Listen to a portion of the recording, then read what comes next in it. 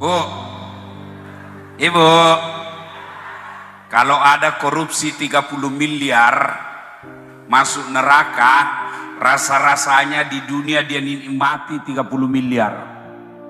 Iya toh?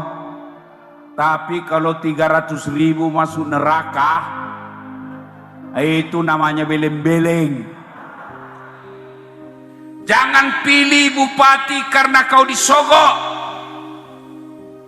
Para calon bupati, jangan sogok rakyatmu. Para rakyat, jangan peras calon bupatimu. Kau ketawa baru ke semua pelakunya. Ibu-ibu majelis taklim juga sekarang sudah money politik.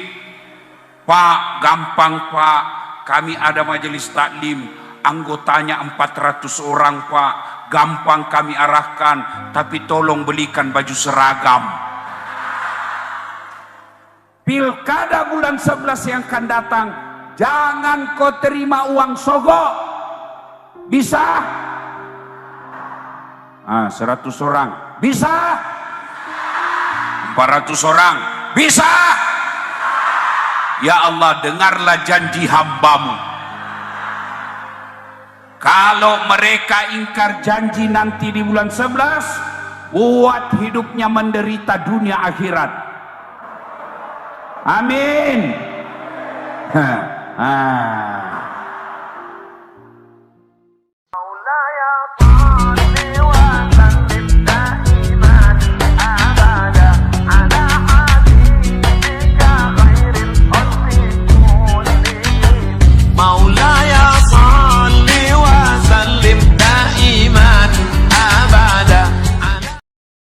Jangan kamu mati, berarti mati kamu yang ngatur. Wih, jangan mati ya. Berarti mati mau-maumu. Padahal mati, mau atau tidak, tiba saatnya pasti mati. Oh. Jangan dulu baru PJ, kasihan. Ya kan? Orang kaya, orang miskin, raja-raja, rakyat biasa, ustadz, kencang betul. Mati. Orang kaya, orang miskin, raja-raja, rakyat biasa, PJ, semua mati. Yang berarti bukan mati masalah kita. Kenapa? Mau atau tidak, tiba saatnya pasti mati. Jadi yang jadi masalah bukan mati. Apa yang jadi masalah? Bagaimana kondisimu mati. Insya Allah kita tidak akan mati dalam keadaan mabuk. Amin. Insya Allah kita tidak akan mati dalam keadaan berzina. Ke Denpasar selingkuh, makan obat kuat, overdosis, mati di atas perut, mati kafir. Insya Allah kita tidak akan mati dalam keadaan mabuk. Insya Allah kita tidak akan mati dalam keadaan ngerampok. Tapi yang bisa membuat kita mati kafir, hobi aklil haram, hobi suka, senang memakan barang haram. Salah satu makanan haram yang baru kita lakukan adalah menerima serangan fajar ketika pemilu yang lalu.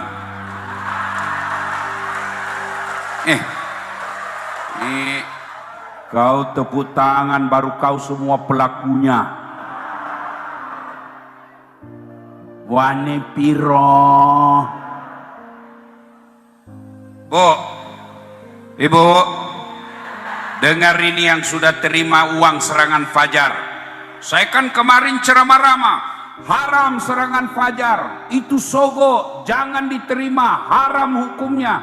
Dia ganti serangan fajar. Apa dia bilang? Ini bukan serangan fajar, ini sedekah subuh.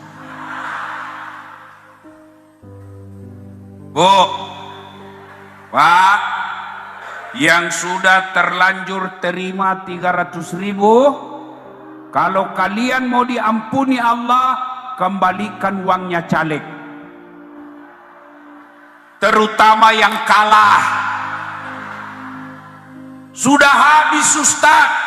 Kalau sudah habis, maka Nabi menginformasikan bagi mereka yang sudah terlanjur makan uang haram, hanya satu solusinya, api neraka yang bisa mencuci perutnya. Bu, Ibu, kalau ada korupsi 30 miliar masuk neraka, rasa-rasanya di dunia dia nikmati 30 miliar. Iya toh? Tapi kalau 300.000 masuk neraka, itu namanya beleng-beleng. Ibu, saya tanya Bu, kaya ndak menerima 300.000? Kaya tidak? Nah, bapak-bapak, miskin tidak menolak 300.000? Miskin tidak? Tidak.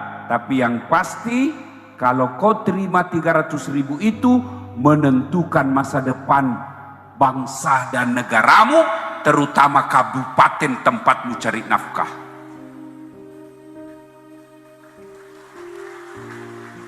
Kalau bapak ibu nanti nih masih ada ini serangan fajar di depan. Bulan 11 yang akan datang, kita akan melakukan pemilihan kepala daerah secara serentak, termasuk di kabupaten kita ini. Jangan pilih bupati karena kau disogok. Para calon bupati, jangan sogok rakyatmu. Para rakyat, jangan peras calon bupatimu. Kau ketawa baru ke semua pelakunya. Ibu-ibu majelis taklim juga sekarang sudah money politik. Pak, gampang Pak, kami ada majelis taklim, anggotanya 400 orang Pak, gampang kami arahkan, tapi tolong belikan baju seragam. Itu uang sogok semua itu. Kalau kalian cinta kepada Kabupaten Kelungkung, pilkada bulan 11 yang akan datang, jangan kau terima uang sogok. Bisa? 100 orang bisa, 400 orang bisa. Ya Allah, dengarlah janji hambamu. Kalau mereka ingkar janji nanti di bulan 11, buat hidupnya menderita dunia akhirat. Amin.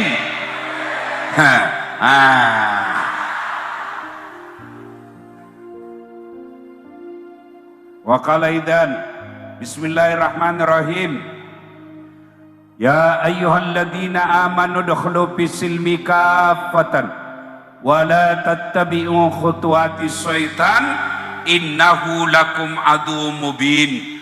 Wahai orang-orang yang beriman, masuklah engkau ke dalam Islam secara sempurna, Islam secara benar, bukan Islam gimik-gimik, bukan Islam pencitraan, bukan Islam pilkada.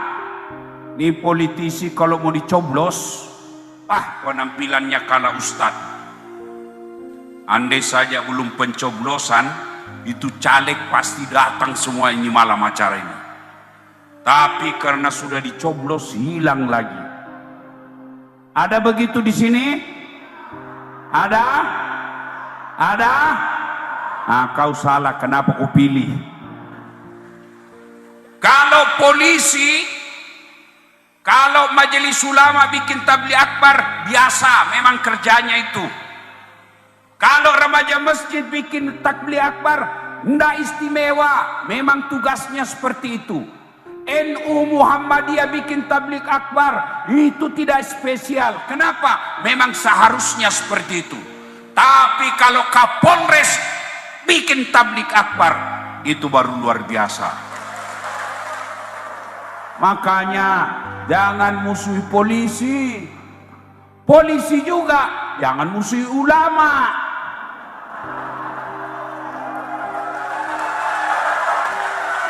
Kenapa?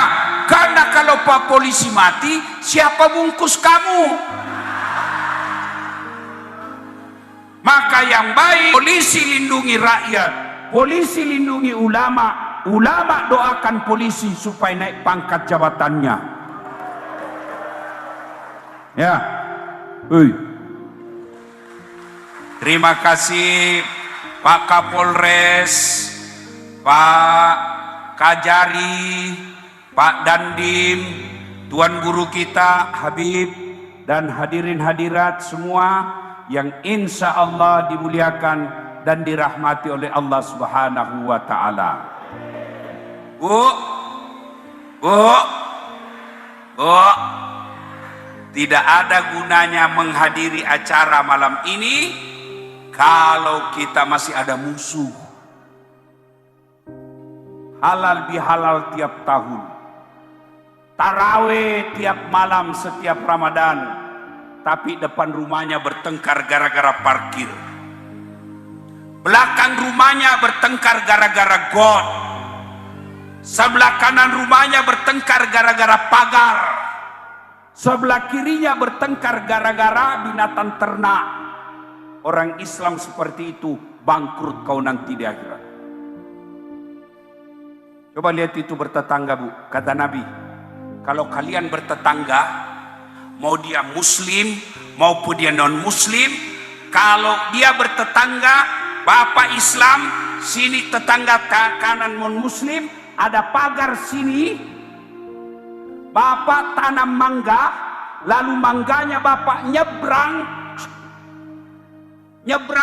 dahan rantingnya, maka yang nyebrang pagar tetangga bukan miliknya bapak, meskipun pohonnya di tanah bapak, tapi yang nyebrang miliknya tetangga. Dia mahasiswa tanya, Ustadz, bagaimana kalau istrinya tetangga menyeberang?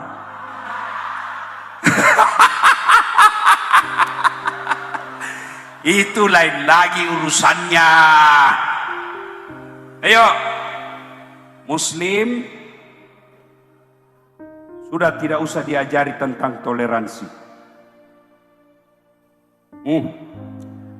Waktu Umar bin Khattab menaklukkan sekarang namanya Palestina, datang pendeta. Waktu itu masuk waktu asar. Ya, Umar bin Khattab, presiden waktu itu Umar. Kata Umar, tunjukkan di mana saya baik sholat. Kata Pak Pendeta, kami sudah sediakan gereja, silakan sholat di gereja. Apa kata Umar? Terima kasih. Sebenarnya saya sengaja supaya keringat saya bisa cepat selesai. Ya, kata Umar, bukan saya tidak mau sholat di gerejamu, cuma kalau saya sholat di gereja, nanti umat dan sahabat saya ambil gerejamu karena dianggap rumah ibadah. Itulah Islam. Lalu sebelum Umar bin Khattab meninggalkan Palestina, Umar bin Khattab pidato, tidak boleh menghancurkan Tuhan-Tuhan mereka, tidak boleh ganggu rumah ibadah mereka, tidak boleh kau hancurkan patung-patung mereka. Siapa yang mengganggu mereka, maka saya musuhnya. Alhamdulillah. Maka halal bihalal itu saling memaafkan. Halal bihalal itu menyambungkan persaudaraan. Dalam Islam, persaudaraan itu sangat diwajibkan dipelihara. Sehingga Nabi Al-Quran mengatakan, wa'tasimu bihablillahi jami'an wa la tafarraqu. Berpegang teguhlah engkau kepada tali persaudaraan agama Allah dan janganlah engkau bercerai-berai. Ibadah sholat saja, Pak, kalau tidak bersatu bayangkan kacaunya. Sholat. Itulah sebabnya kita wajib memelihara persaudaraan. Nah, sekarang bagaimana cara menyambungkan silaturahmi? Satu, memaafkan. Tadi yang dibaca Qari'ah kita Ali Imran ayat 134, cara menyambungkan silaturahmi yang pertama paling efektif menurut Quran, alladzina yunfikuna fis sarra'i wad dharra, mengeluarkan sedekah dalam keadaan sempit maupun dalam keadaan lapang. Pak PJ Bupati marah-marah sama staf Satpol PP. Ada Satpol PP di sini. Polisi setengah.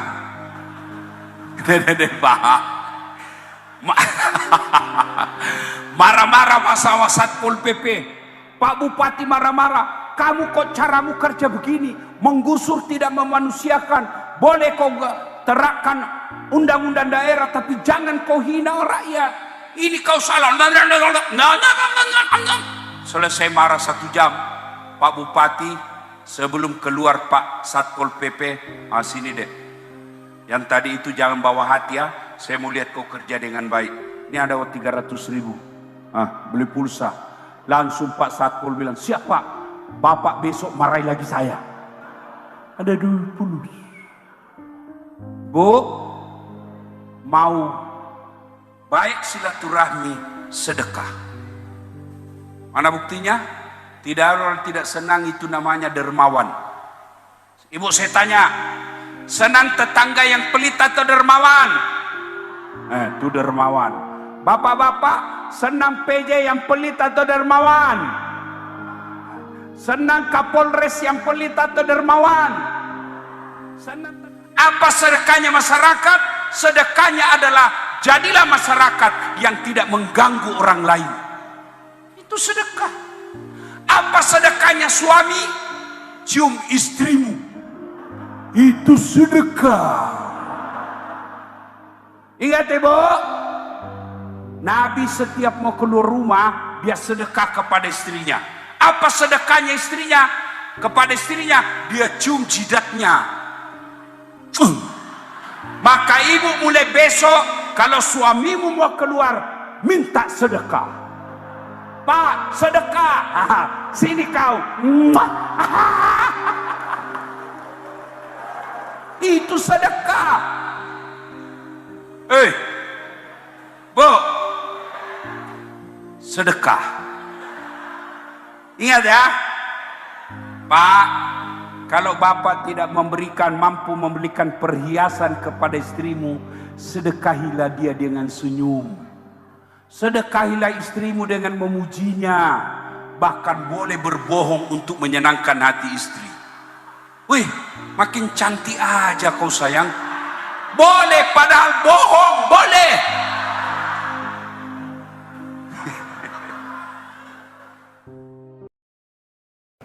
Insya Allah di Kementerian Desa ini tidak ada yang menyembah berhala.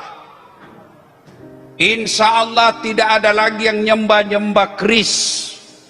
Insya Allah tidak ada lagi yang nyembah-nyembah cincin dan batu. Tapi yang banyak berhalanya berhala abad modern, nyembah-nyembah kekuasaan, nyembah-nyembah jabatan. Gimana caranya? Menjilat.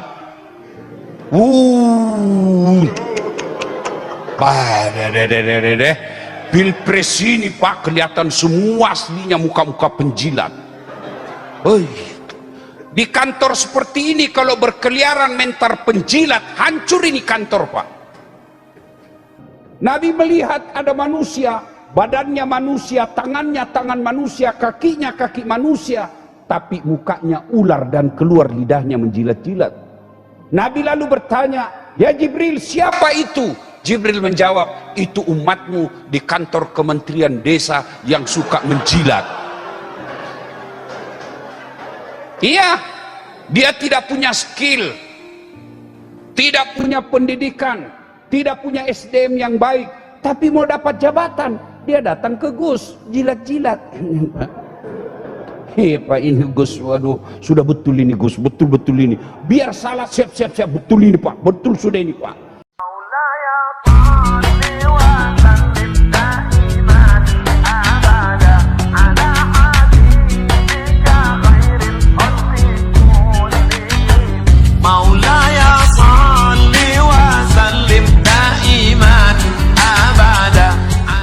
yang kita hormati Bapak Profesor Dr. Abdul Halim Iskandar, Menteri Desa Pembangunan Daerah Tertinggal dan Transmigrasi Republik Indonesia, beserta Ibu Lilik Umi Nasyira yang insya Allah dimuliakan dan dirahmati Allah Subhanahu wa Ta'ala. Bapak Profesor Dr. Paiman Raharjo, Wakil Menteri Desa PDTT, dan Bapak Taufik Majid, Sekretaris Jenderal Kementerian Desa PDTT, hadirin hadirat yang insya Allah dimuliakan dan rahmati Allah Subhanahu wa Ta'ala. Tema kita ini bagus sekali, membentuk jati diri. Wah, ternyata ada dalam Quran jati diri orang Islam. Jati diri orang Islam itu ada dalam surah Al-Fat ayat 29, di mana Allah berfirman, Bismillahirrahmanirrahim, Muhammad Rasulullah, bahwa Muhammad itu adalah utusan Allah, walladzina ma'ahu, dan orang-orang yang mengaku umatnya Muhammad, mereka yang mengaku Islam, punya karakter dan jati diri. Apa itu? Satu, kata Allah, kalian pegawai yang eselon, kalian pegawai yang kepala bagian, kepala Ka'bah apakah namanya, jangan kau remehkan itu security. Kenapa? Karena kau bisa bekerja dengan baik, mobilmu aman di parkiran. Siapa yang amankan? Sri Kitty. Begitu? Kalian juga yang pegawai-pegawai harian, jangan kau remehkan cleaning service. Kenapa? Kalian bisa bekerja dengan bersih karena ada cleaning service. Ruhama'u bainahum, kasih sayang kepada sesama mereka. Nabi bahkan mengumpamakan umatku itu seperti badan ini. Coba lihat badan kita, Pak. Tangan gatal-gatal, tangan kanan gatal tanpa disuruh kiri yang garuk. Tangan kiri yang gatal, kanan yang garuk. Gatal dua-duanya, kerja sama. Begitu mestinya kita di sini kantor. Tidak boleh ada yang merasa lebih hebat dari yang lain. Kalian cleaning service, jangan merasa lebih hebat dari menteri.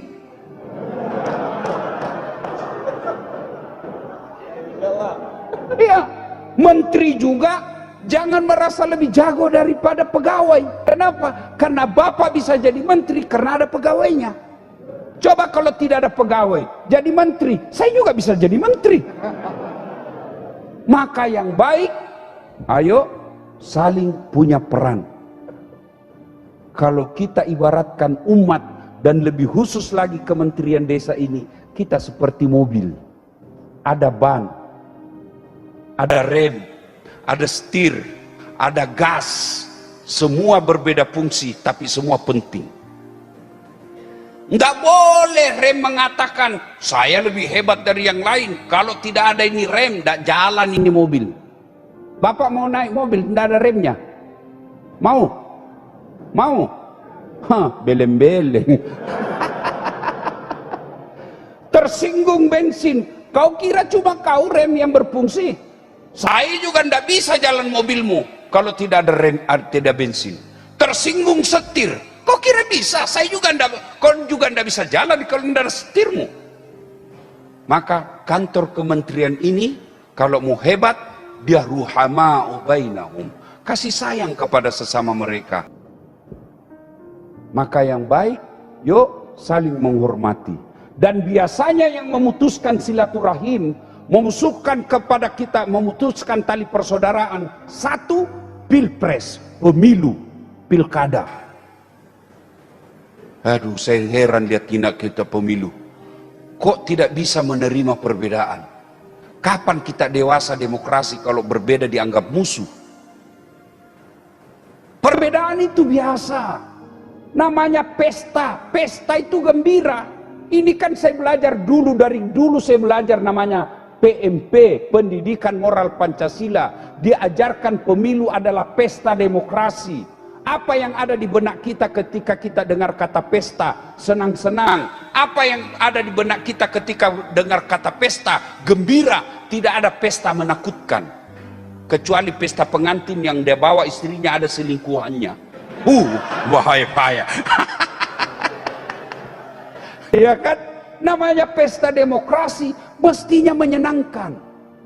Jangan justru yang berbeda kita anggap musuh. Dan ini yang kita lihat sekarang. Kita selalu berteriak, saya Pancasila, saya NKRI, junjung tinggi nilai Pancasila sila keempat. Kerakyatan yang dipimpin oleh hikmat kebijaksanaan dalam permusyawaratan perwakilan. Tapi ketika ada orang berbeda dukungan dengan kita anggap musuh dan kita mutasi. Kapan kita bisa dewasa berdemokrasi? Saudaraku, kalau tim sukses bermusuh 01, 02, 03, wajar dia saling menyerang. Kenapa? Dia mau jadi menteri. Kamu mau jadi apa? Ayo, masih ingat pemilu 2019? Masih ingat? Masih? Siapa yang bertarung? Prabowo dengan Jokowi. Siapa yang menang? Siapa menterinya? Hei, malah tambah jadi akrab sekarang. Kalian dapat? Hah? Apa kau dapat? Apa namanya kalau bukan beleng-beleng? Sudahlah, selesai. Masuk Ramadan, tidak ada lagi 01, tidak ada lagi 02, tidak ada 03, yang ada 00. Mari kita saling memaafkan. Mari kita sambut kembali ukhuwah. Mari kita jalin kembali persaudaraan. Karena persaudaraan dan kerukunan jauh lebih penting daripada pemenang pemilu. Ayo, apalagi yang bisa memutuskan persaudaraan setelah pemilu? Apa itu? Sombong. Kesombongan pakai barang mahal? Bukan. Kesombongan pakai barang mewah? Belum tentu. Apa itu sombong? 2 syaratnya. 1, nganggap remeh orang lain. 2, menolak kebenaran. Itu orang sombong. Dan sombong ini adalah dosa pertama yang dilakukan makhluk kepada Allah. Ketika jin disuruh sujud kepada Adam, dia tolak karena dia merasa, saya anak dulu diciptakan, saya senior, masa Adam baru diciptakan saya harus hormat? Gengsi dong, saya kan senior, menteri, anak baru kemarin, saya sudah lama di sini. Betul, kau sudah lama, tapi kau pegawai ini baru tapi menteri. Jangan sombong. Jabatan jangan membuatmu sombong. Apa yang membuat sombong? Jabatan. Aduh, 5 tahun. Saya makanya heran lihat kalau ada anggota DPR sombong sekali ngomong, petantam petenteng. Dia lupa ini kalau dia wakil rakyat. Bapak-bapak, tinggi mana jabatannya Kapolda dengan Wakapolda? Mana lebih tinggi gubernur dengan wakil gubernur? Mana lebih tinggi menteri dengan wakil menteri? Hah? Kau diamlah. Pasti wakil dibawa sedikit. Ya? Maka saya heran kalau ada anggota DPR merasa lebih hebat dari kita. Padahal dia hanyalah wakil dari rakyat. Apa yang kamu sombongkan? Kata Nabi, orang bisa sombong itu penyebabnya 4 hal. 1, bertambahnya jabatan. Sudah, ada jabatan, ada masanya. Paling tinggi, oke, kau jadi sekjen, pasti ada batasnya. Apa? Pensiun. Apalagi, bertambahnya harta, ada batasnya. Banyak duitmu tapi kau sombong, Allah tegur. Akhirnya apa? Tidak bisa makan garam, tidak bisa makan gula, tidak bisa makan nasi, tidak bisa makan pedas, tidak bisa makan santan. Apa aja bisa dimakan? Ubi rebus, itu pun yang warna ungu. Duit 10 miliar hanya bisa makan ubi. Penyebab orang sombong apa itu? Bertambahnya popularitas, bertambahnya kecantikan. Ibu-ibu cantik waktu 17 tahun. Balik itu angka 17. Masih cantik 71. senyum lari cucu dikira mau digigit. Jangan sombong. Adik-adikku sekalian, pejabat sombong, orang kaya sombong, ilmuwan sombong, cantik sombong, temannya setan kata Nabi. Tapi masih wajar. Oh, wajar dia sombong, menteri. Wajar dia sombong, wamen. Wajar dia sombong, kaya. Wajar dia sombong, profesor. Wajar dia sombong, cakep. Tapi temannya setan. Tapi kalau sudah jelek, pengangguran, cuma pegawai honor, gaji ndak jelas, busuk mulutnya, bau keteknya, sombong lagi. Kau bukan temannya setan, kau sudah jadi setan, bos. Jangan sombong. Apalagi yang membuat dia sombong, kata Nabi, bertambahnya ilmu. Ini para ustadz. Ada ustadz sombong? Ada. Mana ustadz yang mau masuk surga sendiri? Ada kan ustadz baru? Itu yang disebut dirinya kelompok sunnah. Ada kan itu di medsos? Dia list ustadz sunnah 1, 2, 3. Ustadz tidak sunnah. Wih, ada namaku. Ustadz tidak sunnah rupanya saya. Saya hubungi. Kenapa kau masukkan saya ustadz tidak sunnah? Dari buktinya kau tidak pelihara jenggot. Mau diapa kalau tidak mau tumbuh? Gara-gara jenggot, Pak Gus, saya dianggap tidak sunnah. Aduh, belen-belen juga ini. Ya kan? Ada ustadz, pokoknya hanya dia, kayak dia panitia hari kiamat. Dia menentukan ini surga, kau masuk neraka. Memangnya neraka kau yang punya. Kasih masuk juga kita surga, kan luas itu surga. Biar kita di emperannya, jangan kau kasih masuk kita neraka, bos. Ya kan, apa yang kau mau sombongkan? Ini yang bicara. Saya selalu bilang, apa kau ustadz mau sombong? Kita bisa seperti ini karena ada yang dengar. Coba kalau tidak ada yang dengar, saya ceramah di sini 2 jam, berapi-api, tidak ada yang dengar. Lewat Pak Wamin, sudah lama itu sakit itu Pak Ustadz. Apa ini sombong dengan ilmu? Kau sombong dengan ilmu, Allah marah, dia cabut ilmumu. Pikun. Coba kalau pikun, tidak bisa dibedakan mana istri, mana pembantu. Ada yang cerita itu, Pak Wamen ada cerita. Dia setiap dia mau pergi kerja, dosen, setiap mau bekerja selalu dia cium istrinya. Setelah dia pensiun, dikomplain sama istrinya, Pak, biasanya kalau kau mau pergi mengajar, kau cium-cium jidatku. Ini sudah hampir 1 minggu, tidak pernah lagi kau cium saya. Dalam hati suaminya, astagfirullah, berarti siapa saya cium selama ini? Ternyata pembantunya dia cium. Tapi jangan juga jadi modus Pak ya, pura-pura pikun. Apa yang kita mau sombongkan dengan ilmu? Apa yang kau mau sombongkan dengan ilmu? Allah sampaikan, wa ma utitu minal ilmi illa qalila. Saya tidak kasih kau ilmu kecuali sangat sedikit. Gibah, cerita kejelekan orang. Mana ada orang mau senang dicerita jeleknya? Tapi kan dia secerita betul. Justru betulnya namanya gibah. Kalau salah, fitnah. Ayuhibbu ahadukum, kata Allah, sukakah kamu memakan bangkai sesamamu manusia? Dan biasanya tukang gosip ini. Ini.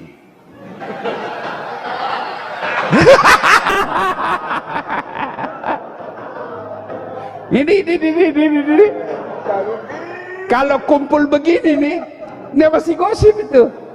Ada orang masuk dari ruangan, dia lihat itu dari dalam pintu, dari mulai masuk pintu dia lihat dari ujung kepala sampai ujung kaki.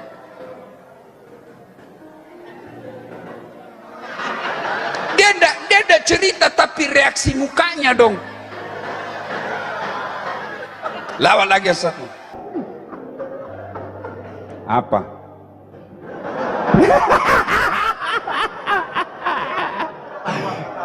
Ketawa karena kau dah semua begitu.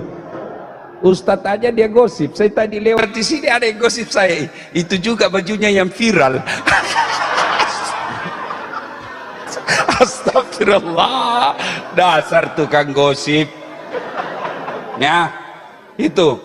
Kemudian yang keempat yang menyebabkan putus persaudaraan, sakwa sangka. Sangka buruk. Kenapa saya dimutasi? Saya sudah 10 tahun di sini, dia baru 4 tahun. Kok dia dipromosi? Saya menjadi staf ahli yang tidak ada stafnya.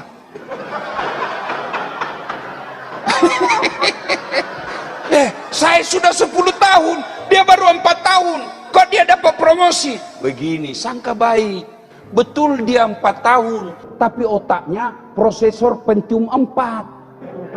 Bapak 10 tahun tapi otaknya Pentium 1. Lambat loading. Disuruh sama Pak Sekjen bikin surat dia besok saya ambil. Siap Pak Sekjen. Sudah jadi? Sudah Pak, tinggal di print. Belum sudah namanya itu. Ya, sangka baik. Tiba-tiba suami ditelepon tidak dijawab, sangka baik. Oh, lagi sholat duha. Enak perasaanmu. Telepon lagi duhur tidak dijawab. Oh, berarti lagi berjamaah nih duhur. Telepon asar belum juga dijawab. Oh, lagi meeting berat ini sama Pak Menteri ini. Telepon lagi jam 5, tiba-tiba ada WhatsApp masuk, teman. Saya lihat suamimu bonceng cewek, cantik betul. Oh, berarti lagi nge-grab.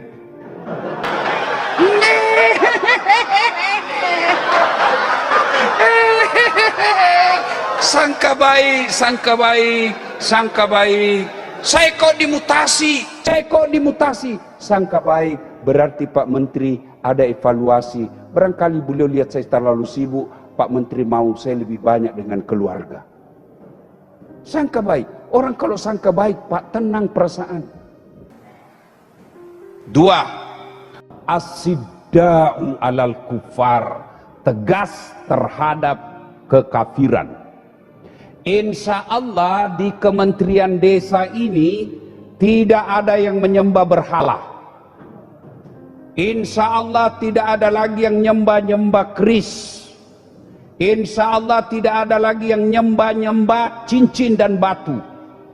Tapi yang banyak berhalanya, berhala abad modern, nyembah-nyembah kekuasaan, nyembah-nyembah jabatan. Gimana caranya? Menjilat.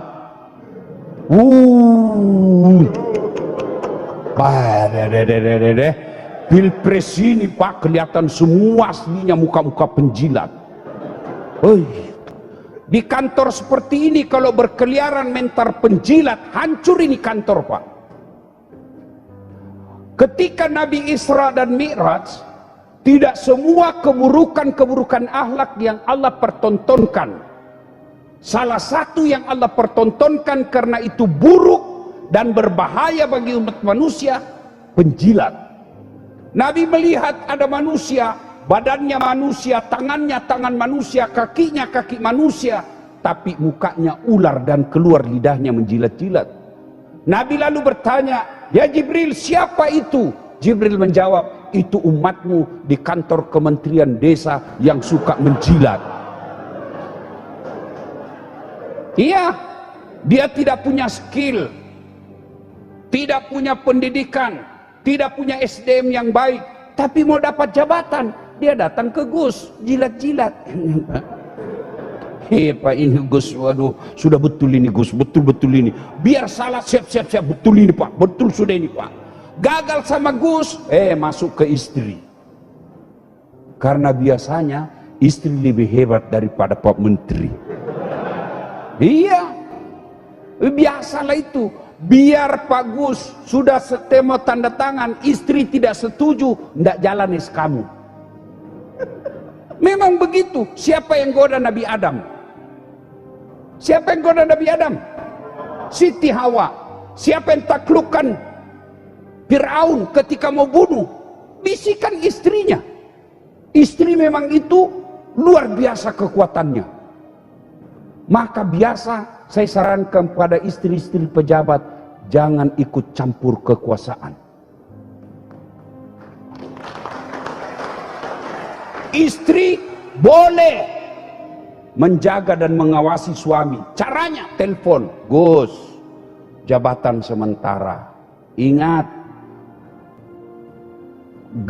gelar Gus jauh lebih mulia daripada gelar menteri. Menteri 5 tahun, paling beruntung 10 tahun. Sudah itu, wabillahi taufiq wal hidayah. Biar kalau sudah 2 periode mau pasang di sini burung tanda Garuda, dia bilangi kita orang gila sudah ini, kasihan.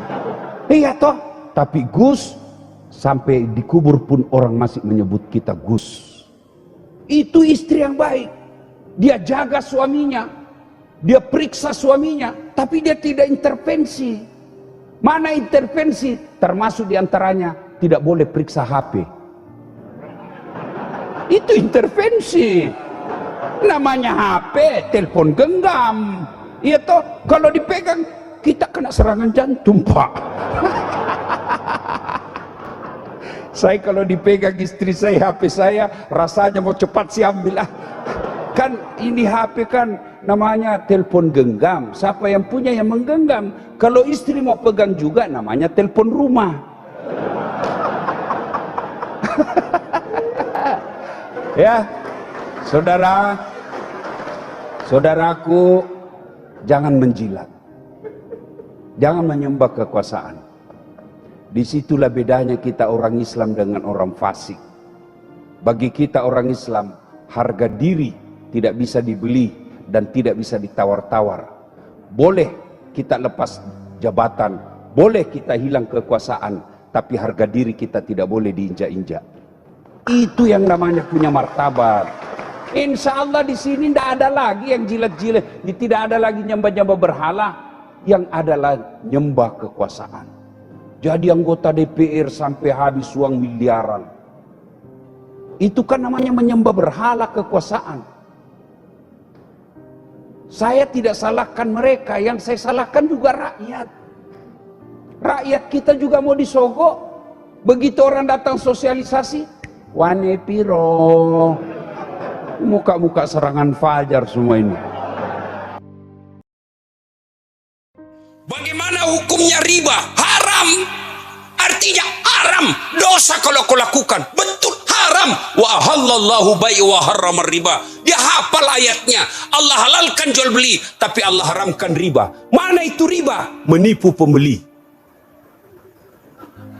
Itu riba itu, bos. Kau dapat uang 1 juta, 2 juta, 5 juta sehari, tapi hasil kau tipu orang, maka jangan heran duitmu 30 juta kau dapat tiap bulan, tapi anakmu narkoba. Kau dapat rumah yang mewah, tapi tidak bisa tidur kecuali minum obat tidur. Kenapa? Uang riba yang ada menumpuk dalam dirimu. Bayangkan dia tipu kita. Lain dia kasih contoh, lain dia bungkus. Jangan ketawa, saya serius ini. Kau semua itu pelakunya. Mahal aslinya, dibiok palsunya.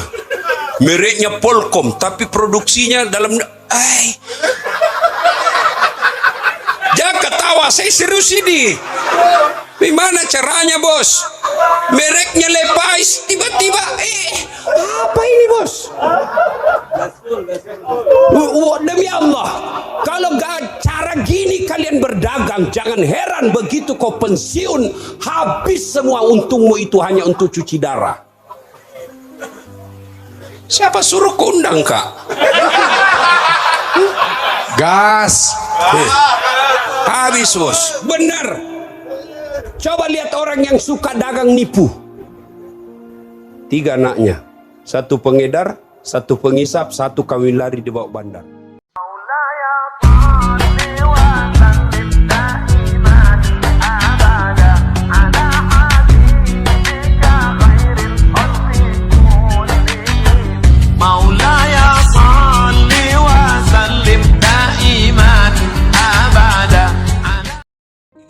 Saudara-saudara sekalian, teristimewa guru-guru kita yang ada di tempat ini, yang insya Allah dimuliakan dan dirahmati oleh Allah Subhanahu wa Ta'ala. Minta tolong dijawab dengan jujur. Ada pedagang di sini? Angkat tangan. Pedagang. Siapa pedagang? Oh, ada yang mau dagang rugi? Ada yang mau rugi dagangannya? Pasti orang beleng-beleng itu kalau mau rugi. Ada yang menguntung? Oh, semua pedagang mau untung. Tidak satupun manusia yang berbisnis mau rugi. Semua mau untung. Tapi selanjutnya semua yang untung belum tentu jauh dari azab Allah. Ada orang berdagang satu hari dapat 5 juta.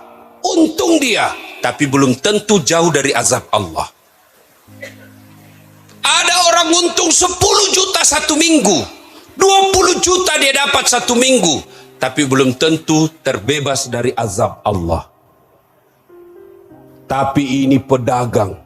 Sudah dagangnya untung, sudah dagangnya tidak rugi, jauh lagi dari azab Allah. Siapa mereka? Inilah yang kita akan jawab pada taklim kita kali ini. Nah, Allah Subhanahu wa taala bertanya dalam Al-Qur'an. Bismillahirrahmanirrahim. Hal adullukum ala tijaratin tunjikum.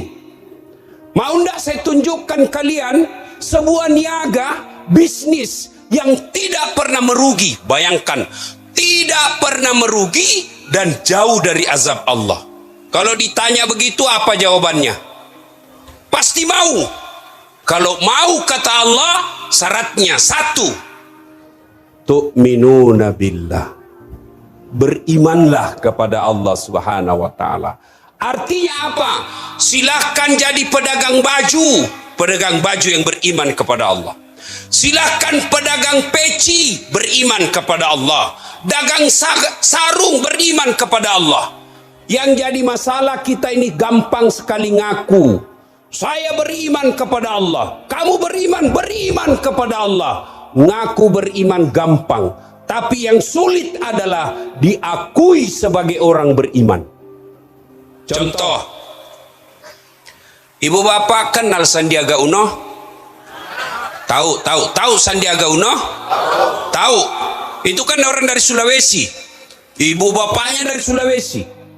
Nah, itu Sandiaga Uno masih sepupu sekali sama saya. Ngaku. Mulai bingung, kok jauh bener tampangnya. Sandiaga Uno cakep, Ustadz hancur. Saya jujur, saya ini tidak gagah. Sandiaga Uno tuh gagah. Saya bohong kalau saya bilang Sandiaga Uno nggak gagah.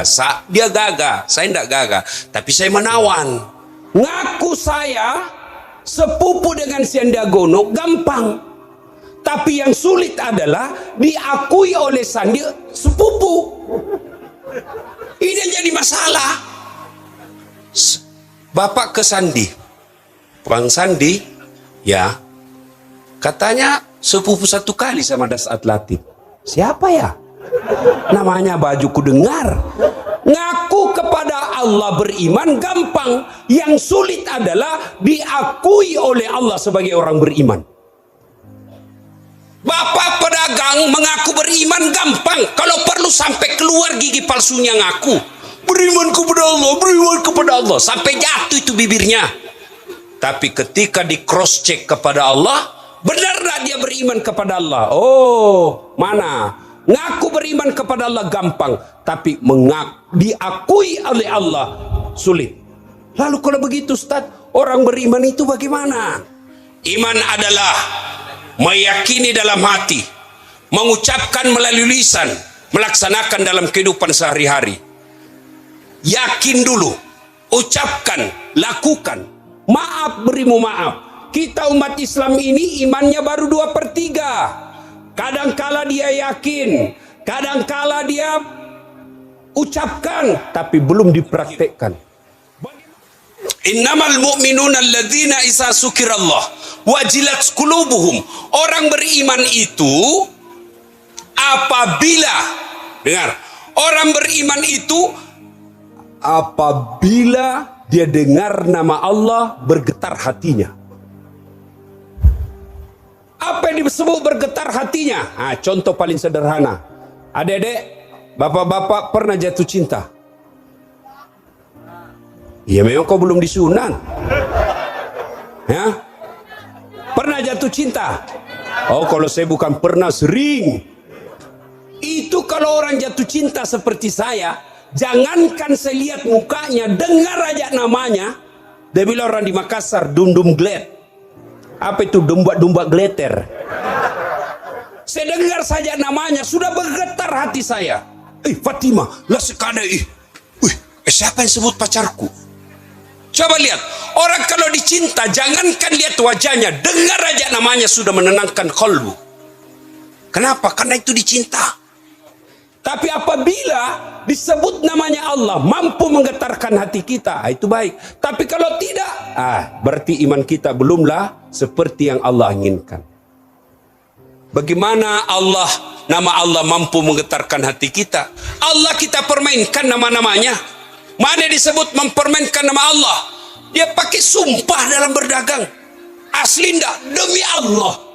Betul. Wallah. Kau permainkan nama Allah. Kau datang pengajiannya, insya Allah. Kayak 17 tahun di Mesir.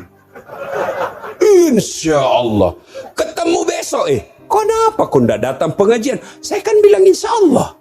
Padahal dalam hatinya sudah tidak mau. Tidak boleh Bapak mengatakan insya Allah ketika dalam hati tidak mau.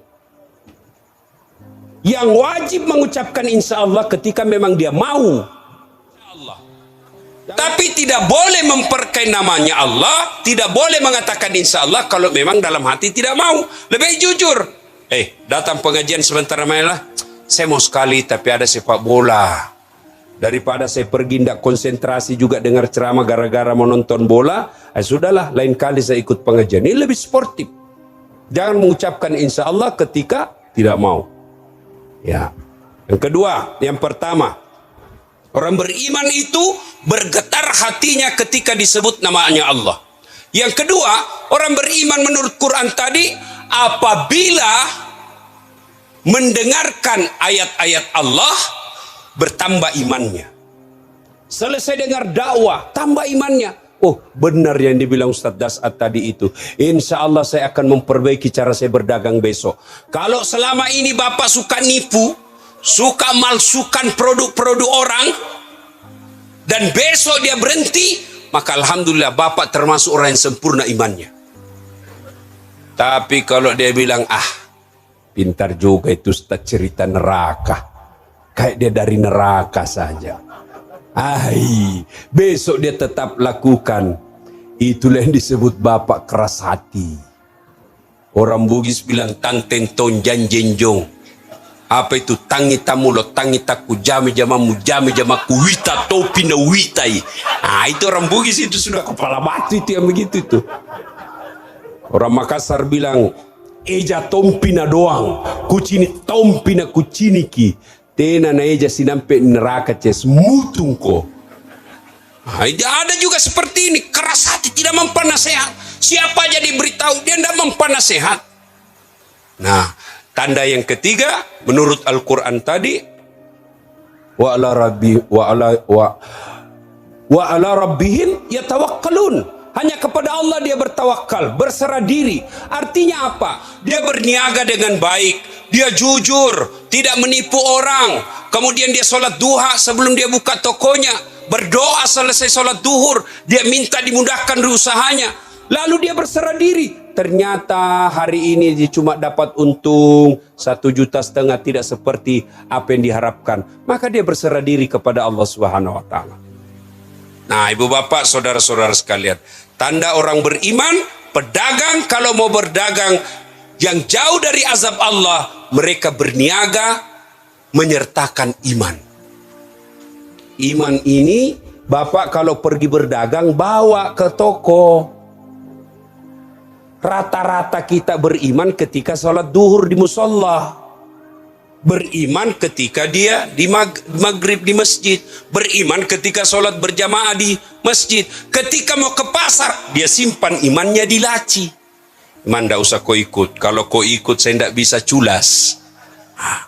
Maka orang yang ingin berniaga jauh dari azab Allah, bahkan dia untung selama-lamanya, syarat pertamanya beriman kepada Allah. Bagaimana hukumnya riba? Haram. haram.